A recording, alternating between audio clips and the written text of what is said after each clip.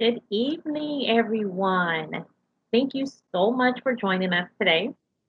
And again, we appreciate your time for coming out to be a part of today's training. So, like Ashley mentioned earlier, this is very interactive. So, we're going to be doing a lot of responding. If you have questions, please feel free to put it in the chat and we'll be happy to answer those questions for you. But again, it's very interactive. So you're going to be, I'm going to ask questions and then I'm going to ask you to possibly put your answers in the chat, or I will ask you to take your microphone off mute and then actually speak to us. All right. So we're going to go ahead and get started. We're going to share the screen and want to get going. So again, welcome everybody. My name is Capricia Parker and I'm with the Office of School Culture and Climate. And today you're going to be with me as we talk about step-by-step PBIS at home. And again, welcome, and I am glad to see all of those who are in teams today and with us. Awesome. All right. So the first thing that we're going to talk about is, what is PBIS? Well, PBIS is a positive behavior intervention and support. At PBIS at home, what does it do is it helps parents to create and maintain a safe, structured, consistent home environment where adult to child relationships are strengthened. It benefits all children by teaching positive behaviors and building life skills. So in your handout, you will see a question is, what is PBIS? So just take a little mental note for yourself of what are those things for PBIS. And also I would say, make sure that you have a piece of paper and a pen so that way you can write down some of this information that we're going to give to you today. All right. So now we're going to talk about, how do I use PBIS at home? So here are some ways that you can actually use PBIS home. But before we start, let's talk about this. Here's a question I want to ask you all. If it works, if PBIS, well, let's see here. Research says, let's talk about this first. Research states that when behavior expectations are clearly established and taught in the home, children's problems behavior is prevented or reduced. So let's just take a moment to think about that for a moment. Let's think about it. Now, if PBIS, if it works at school, could it work at home? That's a question. I would like for you to put in the chat, if you agree or disagree with that. If PBIS work at school, it can work at home. At this time, go ahead and put in the chat if you agree or disagree. Awesome. I see a few people that says they agree. Excellent. So now let's talk about, think about it. I want you guys to think about it for a second. A behavior, and I want you to think this for yourself.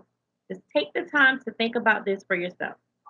A behavior that your child exhibits that you would like to change. What is one behavior that your child exhibits that you would like to change? The follow-up question is, why is it inappropriate?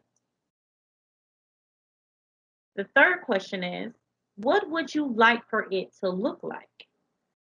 And what can be done to change it? What have you already tried? So with this series of questions, what I'm going to ask you all to do is to take 30 seconds to think about that one exhibit behavior that you would like to change. And then after the follow-up questions, I'm going to have you guys to take 30 more seconds. And then I'm going to actually have you to share out. So we're going to use 1 minute total. Okay? May go. So at this time, would you please, if you could, raise your hand if you would like to share that one behavior that you would like for your child to change, that they exhibit that you would like to change. And then let's answer some of those follow-up questions. Who would like to go?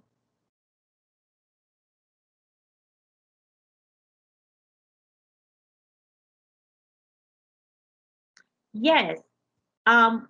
Terry,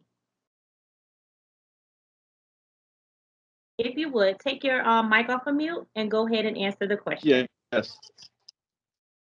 Um, I I would like to, I guess, address the lack of self-control in my student. And why do you feel that behavior is inappropriate at this time? I feel the behavior is inappropriate because it prevents her from learning the lessons that are being taught and distracts others from learning as well. Okay. And what would you like for that behavior to eventually look like? Uh, I would like it to look like, I guess, an attentive student that is not disrupting the classroom. Absolutely. And right now, what can be done to change it? What do you think needs to be done in order to change that behavior? Create expectations, clear expectations, and consequences for those, I guess, not being performed up to the standard that I would expect. Awesome. And one last question. What have you tried already? Everything. Okay. uh, I feel that I've tried clear expectations. Um, I, I've tried positive reinforcement, negative reinforcement, and I still have what I guess is class disruptions. Gotcha. Okay. Well, thank you for sharing that. So, what I would like for you to do, Terry, is to put a pin in it because we're going to come back to Okay. that when we talk about a few strategies this evening. All right. Thank you so much Sure. for Sure. sharing. Let's take another one. Miss Absolutely. Young. Okay, thank you. What I would like to see is more motivation And why is this behavior inappropriate, Miss Young? because of lack of motivation. I mean, I feel like without motivation, you just really don't succeed. That's just what I think. No drive, no motivation. There is nothing, it's one of those you have to want to. That's that's what I believe. You really have to want to. There's nothing nobody can do to give you that drive and that want to. Absolutely. And what would you like for that behavior to look like? Just to I would like one for him to show interest in school, even if you don't like it, because you know you have to do it.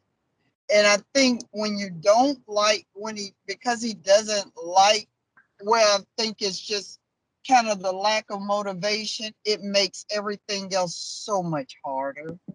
So I would just like for him to just have when I say drive, I think that's going beyond just the minimum. Just having interest in wanting to do it. And the last two, what can be done to change it? And what have you tried already? Um, I don't know what can be done to change it, but I just mean just supporting and helping. I don't believe in just giving,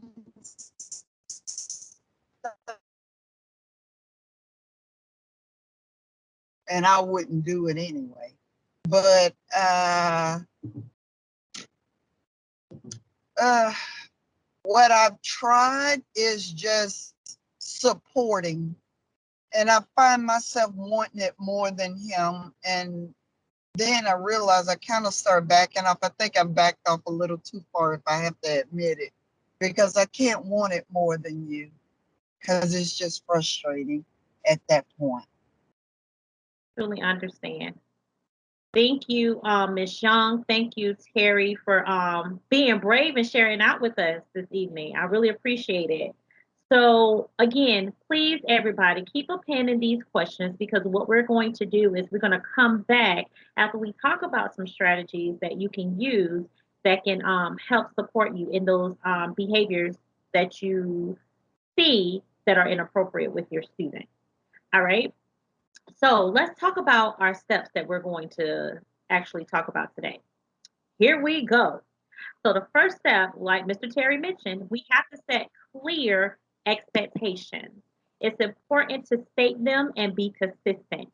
The second step is to have a family meeting. So we're going to talk about that, and we're actually going to watch a video to show what that may look like and how you can actually use that in your home. The step three, we're going to use a positive reinforcement for appropriate behaviors. We're going to talk about that, what it looks like, and how could you use that. And the fourth step is we're going to use consequences for for problem behavior. All right. Okay. So let's talk about clear expectations. With our first step, you're going to do, and this is actually in your handout as well. We're going to talk about it, and then you guys will be able to take it home with you and actually work with it, okay? But the first step is we're going to create a behavior matrix that establish expected behaviors for essentials routines at home. So you all might say, Capricia, what does that look like? Let me show you. So the first thing we want to do is set those three known B's that every student know about at your school. And this is what they are. Be safe, be responsible, be respectful. So our kids are already familiar with this, and so it's important that we already have it up for them. But instead of showing it what the be safe, be responsible, be respectful on the school level, we're going to practice of what that might look like at home. Okay? So with the matrix, on to our next slide, we're going to talk about what that might look like. So at the top, we have the expectations. Remember, we talked about those? Be safe, be responsible, and be respectful. But we also have columns to what support that with your daily schedule. So the first one is getting up in the morning. The second one is doing my online distance learning.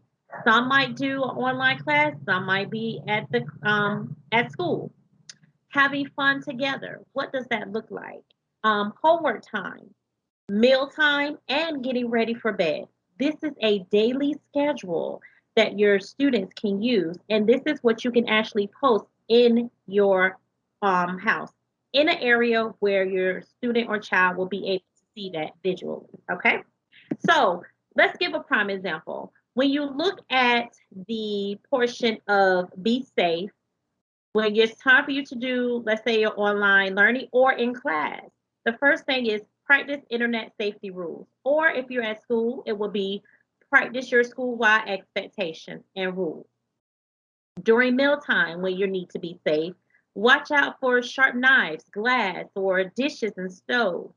So those are the things you kind of want to tell them about to be safe. All right. And again, you can make this to fit your home setting. All right.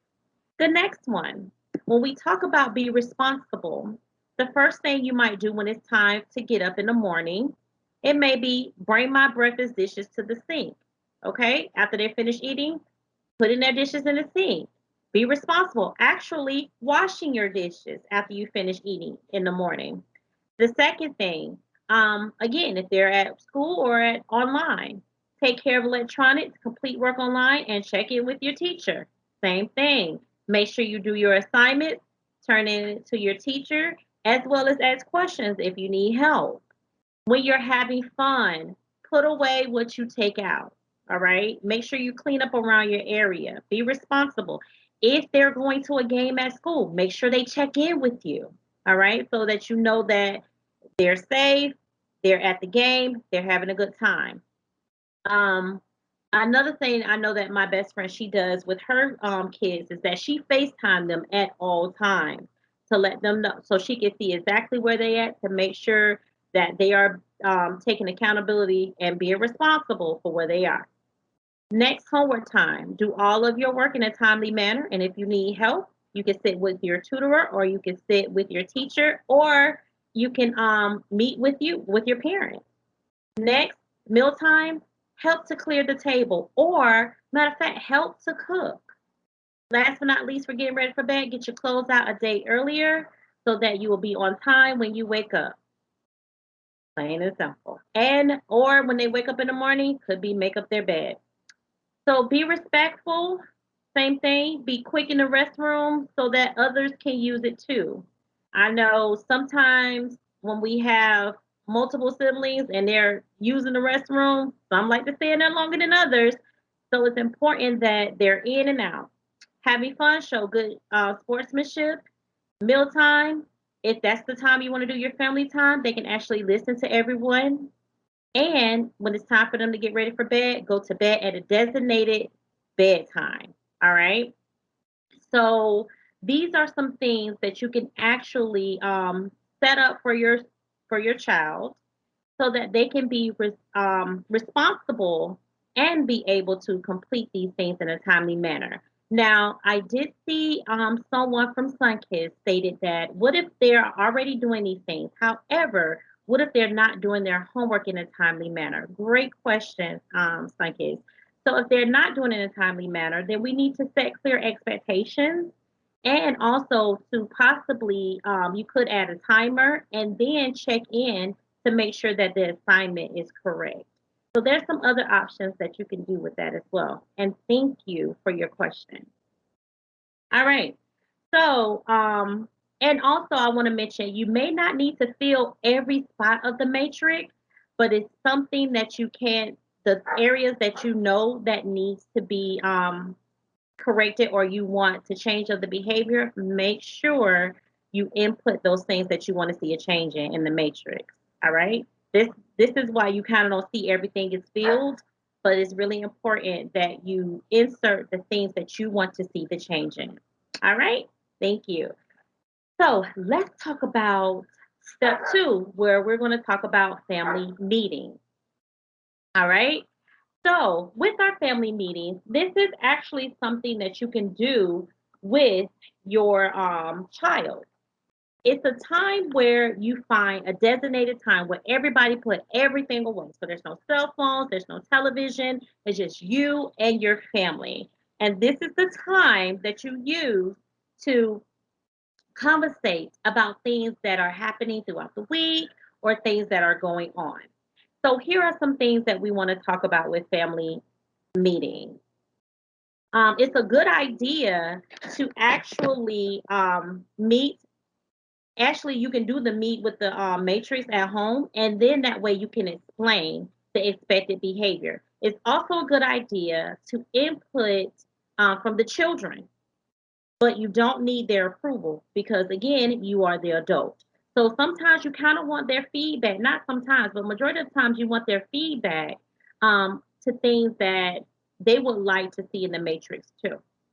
Next, you want to demonstrate the expected behavior, and you can do some role playing and practice of the behavior. One thing that the teachers do when they're teaching students how to, well, they're teaching the students their rules and expectations, they practice.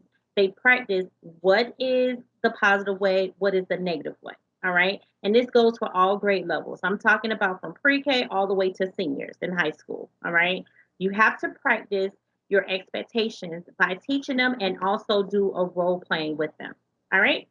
And then you want to explain the positive reinforcers for the consequences. All right. So when you do these things, these are the things that you will receive. When you do the negative, this is what you will receive. All right.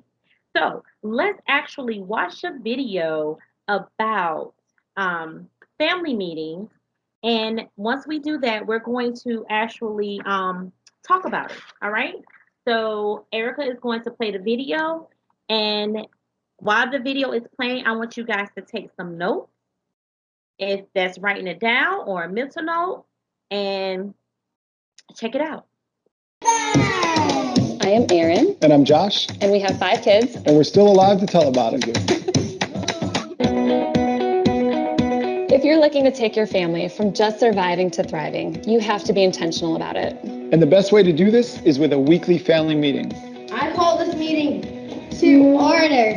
Family meeting is so important because it's an intentional time that we set aside each week to focus on the things that our family needs to focus on so that we can be the best family we can be. Oh, The good, the bad, whatever we got. raise Got the it? cameras. Family meetings can take anywhere from 15 quick minutes to 30 to 45 minutes, depending on the age range of your kids. But the bottom line is that it doesn't need to take very long to connect and get on the same page. We do our family meetings on late Sunday mornings, and it's just a great way to kick off the week and let the kids know what to expect in the week to come.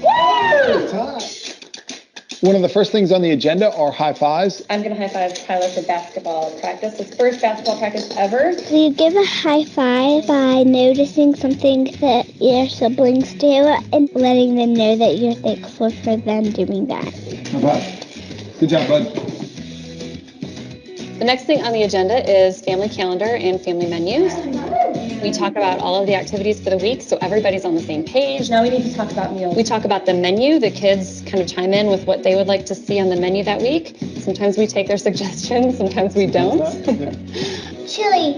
It's a really good way for us to be on the same page and know what the week ahead will bring us.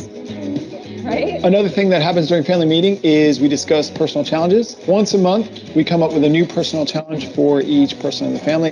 And it could be anything from practicing my cursive writing to working on my handstand to practice dribbling with my left hand. And the parents also get involved too, which is great because they can see us actually working towards being a better person too. We always want to end on a high note, so what we do is a little family fun. One of the kids gets to decide what the family fun is going to be for that meeting, something that we can all do around the table. And it can be something like telephone, or we draw and we can do a little bit of competition who can guess what the drawing is.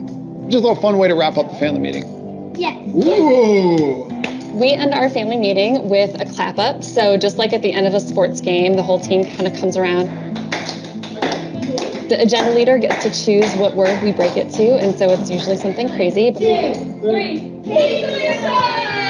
And then we take a family picture. It's just kind of fun to look back at how the kids have grown. It's just a fun way to document what we've done as a family. Families all look different, so family meetings are going to look different too. But the important thing is just to make the time to be consistent and to stay connected. High five, Mama. Awesome. Okay, so I'm going to minimize that. I'm going to stop sharing my screen. I'm going to have Erica to share back her screen. All right, so let's talk about that for a moment. And if you could, you can actually put it in the chat, or you can raise your hand and I will be able to call on you. Tell me your thoughts about the family meeting. What are some of your takes about the family meeting? Yes, really good. Very excellent idea with the family meeting. Something that you can definitely do. One thing I did notice, he stated that you can actually use it on a Saturday, Saturday morning. So it's something that is very feasible for you to use. It could be something that you can use after school one day, or Sunday right after attending a game, or something that you can find time of doing. So this is excellent. All right. Thank you so much. Oh, I do have a it says someone said they've been doing it. Positive, forward looking, so beneficial. I'm speechless. Awesome. That works. Okay. So now we're going to move on to talk about positive reinforcement with our step 3. Okay. So with our positive reinforcement, it is essential to consistently provide positive reinforcement of expected behaviors. And let me tell you guys, it does not matter if it is a small achievement. Actually, compliment the child on that. So let's say your child is getting up in the morning and getting to school on time. If you know that is one of the major things that they're always late, like myself, but if they're always late with going in to school and you see that they went into school on time, give them the biggest praise and be specific about it. And it can sound something like this. You know what? I'm gonna use my name as an example. Capricia, you was there on time. I am so proud of you, and therefore, you know what? let's go to Chick-fil-A and have a milkshake.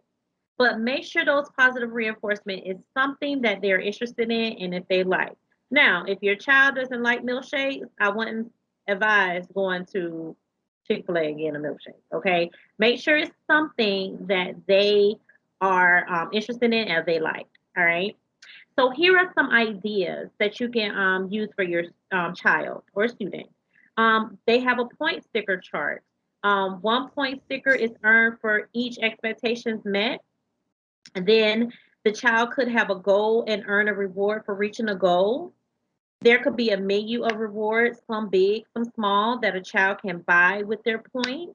Or there could be a family goal. When we earn 50 points as a family, we will go on a major vacation. I know I have a coworker where they love Disney.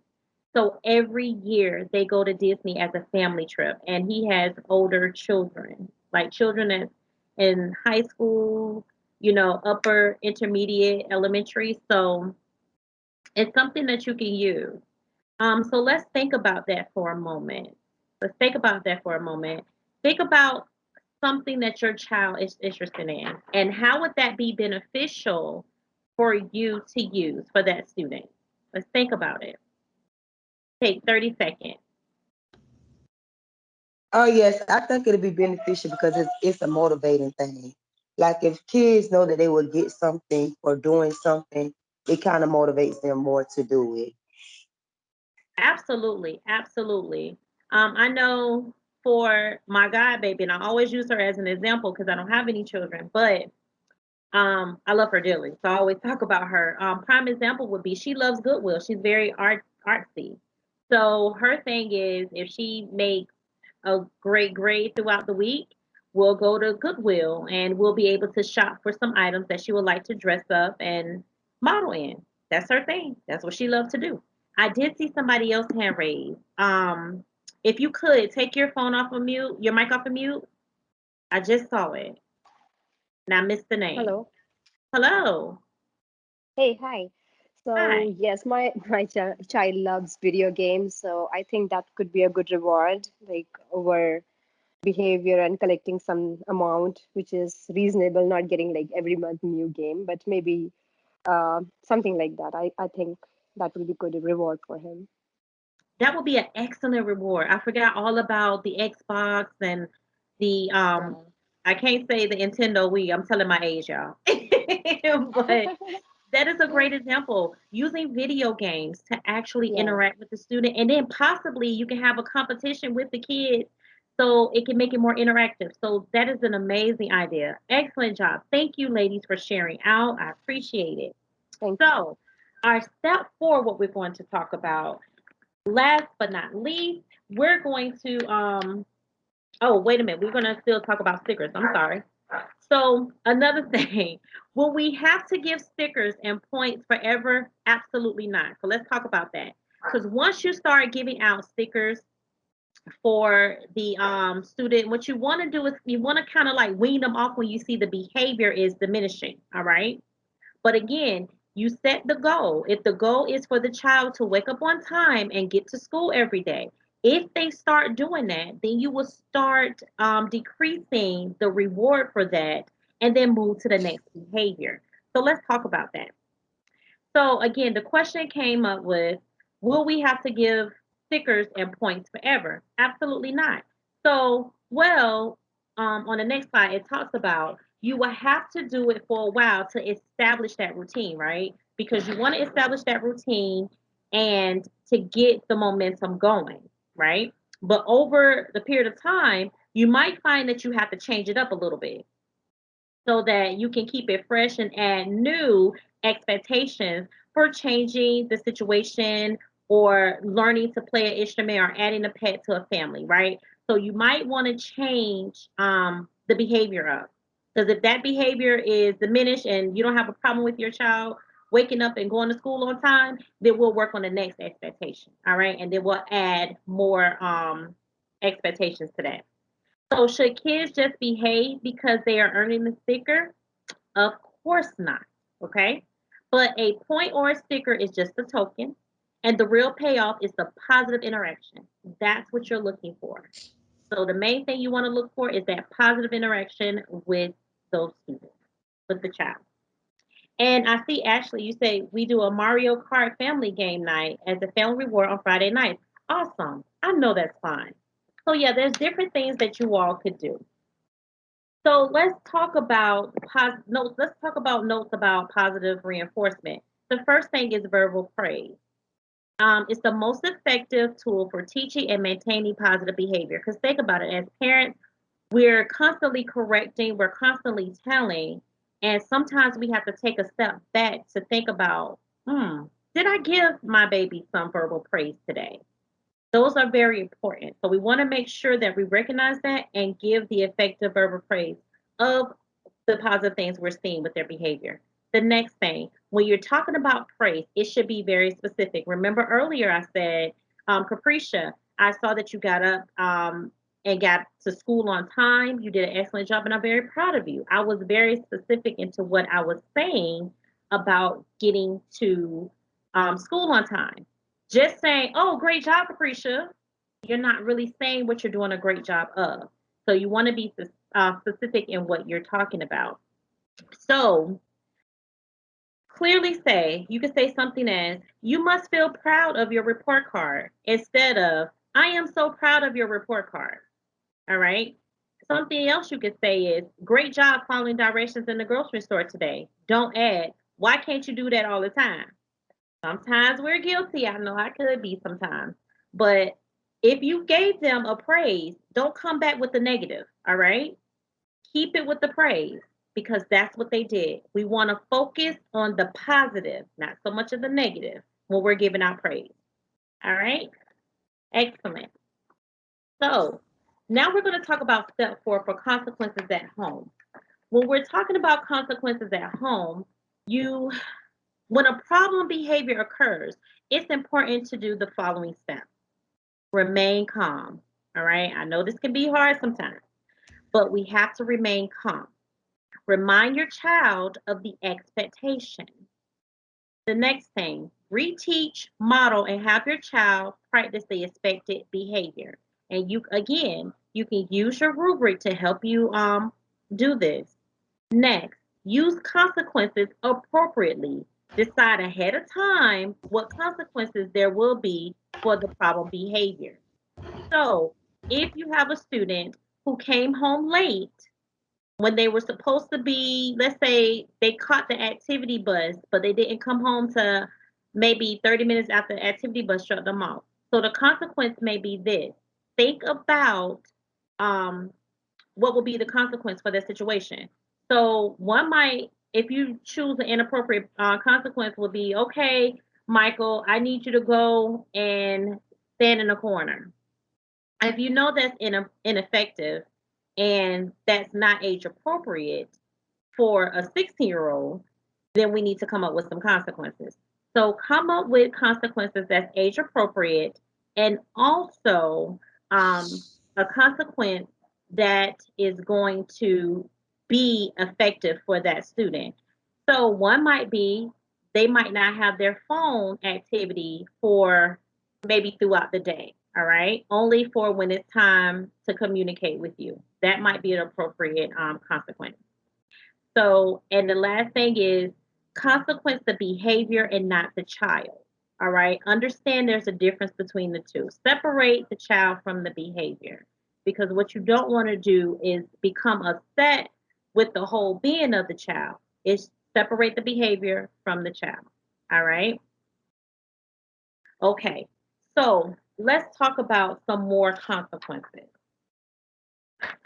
So you want to give the minimum amount of attention required of the misbehavior. Stay talking for when they're listening. Because when you're, just think about it. If you're upset and somebody's talking to you, honestly, you don't want to listen. You're not in the headspace to listen. So give it time to where you can save that talk and you can actually talk with them when they are listening. Next, don't ask questions that you don't want the answer to. Okay? Because sometimes they'll give us those answers and we're like, wait a minute, don't ask questions that you don't want the answers to. Next, Use consequences that is age appropriate and related to the misbehavior. All right, the one that I mentioned earlier. For a 16-year-old, I'm not going to tell my 16-year-old to go stand in the corner and do a timeout. That's not age appropriate for that student. I'm going to have, I know that's something that he or she likes is to take away their cell phone time, and that will be my option for that consequence.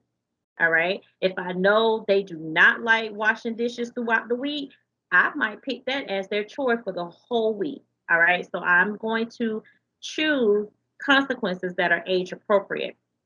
Next, um, related. So let's say you left your bike out, you might lose your bike privileges for tomorrow, right? Or not related. Left your bike out, no dessert. Okay. So you want to make sure that it relates to the consequence that they did. All right.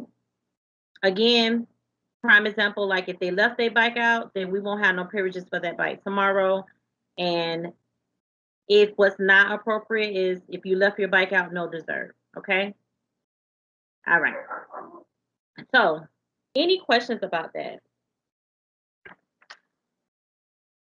So let's talk about, will this really work?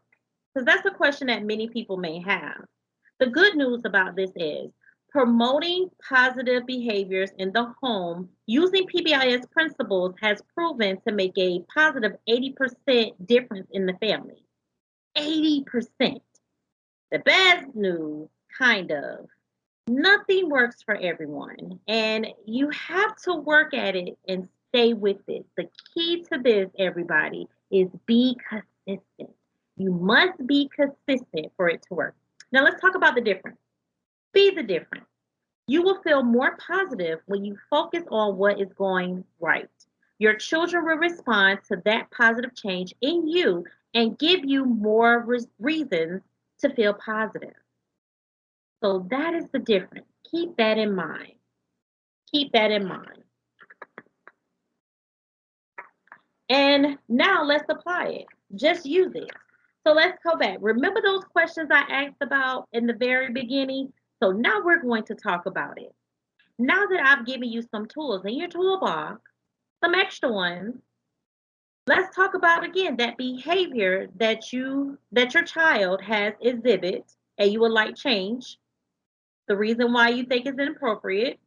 What would you like for that to look like, excuse me, and what can be done to change it? And what, instead of what have you tried, what tips will you use to help change that behavior? So think about those questions that we talked about earlier, but I only want to hear one, this question here. Which tips would you use to help change that behavior from what you've learned this evening? I'm going to give you all 60 seconds to think about it, and then I'm going to ask you to share. I like the idea of the weekly family meeting on Sundays, setting clear expectations for the week ahead. I think that's a great idea. Just preparing the child for what we're going to work on for the week. And here are our clear expectations. And if they meet their goals, here are some positive reinforcements. Awesome job, Terry. Thank Yes. you. Yes. See how excited I am? Thank you. Thank you. Thank you. All right. Who else would like to share out with some tips that you learned from today?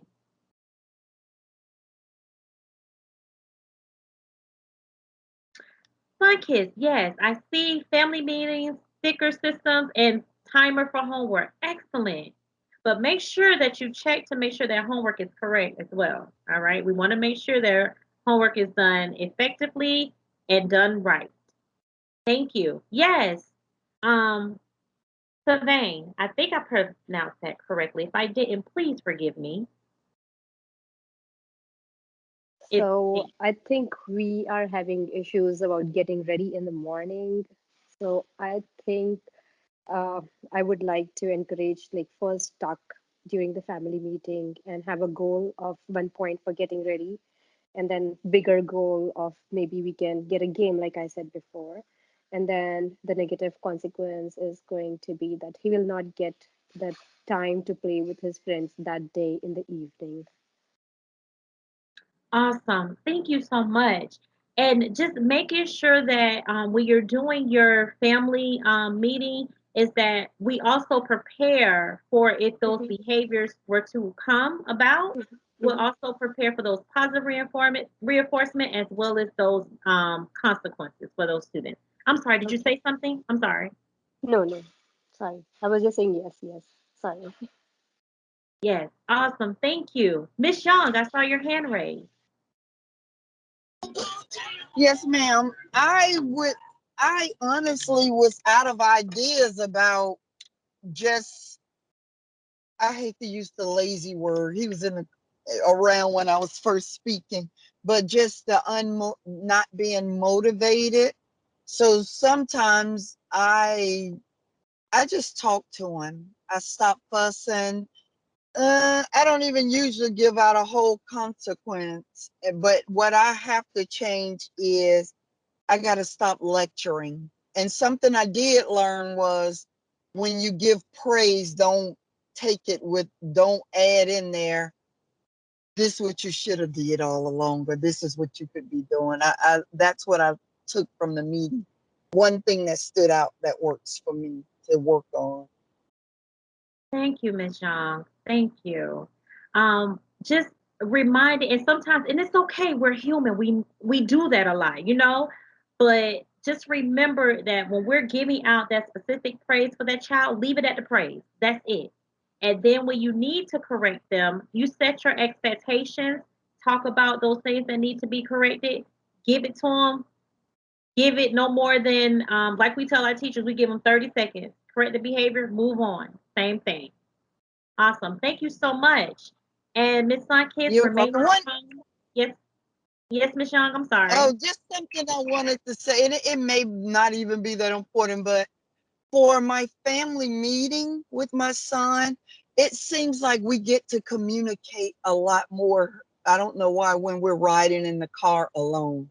At home, I'm not getting any attention or, no conversation. But if we're just riding by ourselves, I also give him the freedom. I lend time for him I tell him what my issues are, and what can we do to fix it? Like, what would you like for me to do so that you don't continue to do that? That way you can be okay and I can be okay. So I try to do that too. And Miss Sean, that's actually a great strategy to use because what that does is allowing your child to talk to you and it's giving that time for him to build that relationship with you and learn some things of how they can communicate back and forth. And that's really important. So that's actually a great tool to use. Keep using it. Right. Keep Oh, using I do. it. That's one of my big, I don't know if it works for anybody else, but one of my big parenting rules is I give space to for him to be able to speak, you know. And from raising him, there is no disrespect, but I give room for him to have a voice. Mm. So I always do that, whether I like it or not, because then you can learn what they're thinking and how they see things different than you do as a parent. For me, we were like that because I said so type generation. So I always lend room for him to have a voice. Doesn't mean he's gonna have his way, but it keeps that communication open. And that's the key. Keep that open communication. Thank you so much, Miss Young. Excellent job, guys. Oh, I'm so excited. Okay, so we have like 5 minutes left. So let me give you some solutions for families, and these are 8 practical tips for parents. All right, here we go. Tip one: keep your expectation realistic. Two, you want to plan ahead. Three, clearly state your expectation in advance. Four, offer limited reasonable choices. Use when then statement. Catch your child being good. Catch your child being good more often. All right. More so the positive, less of the negative. Stay calm and use neutral time. All right. So again, I just want to let you guys know that we do have more information about PBIS. And here's the link on our next slide. It shows you all the information where we actually got this presentation from. And it can give you more information of how you can use PBIS at home. So again, make sure that you take these files, you're able to use them, follow up on them, and thank you again so much for being with us this evening. It's been a joyous time with you guys, and I just appreciate you all for being here. So, if you have any questions, you're feeling free to hit us up in the chat. We'll be on here for a couple more minutes, but I really enjoyed each and every one of you, and thank you for your time. Before you leave, please take a moment to complete the evaluation for tonight's course. We'll love to hear back from you. We'll love your feedback. If there's any, again, my name is Capricia Parker. So if you, my name will be on there for you to insert. But we definitely want to hear from you. So please complete the evaluation link. Again, I'm going to be on here for the next 3 minutes. So if you have any questions, feel free. Other than that, complete the survey. Thank you guys and have a wonderful night.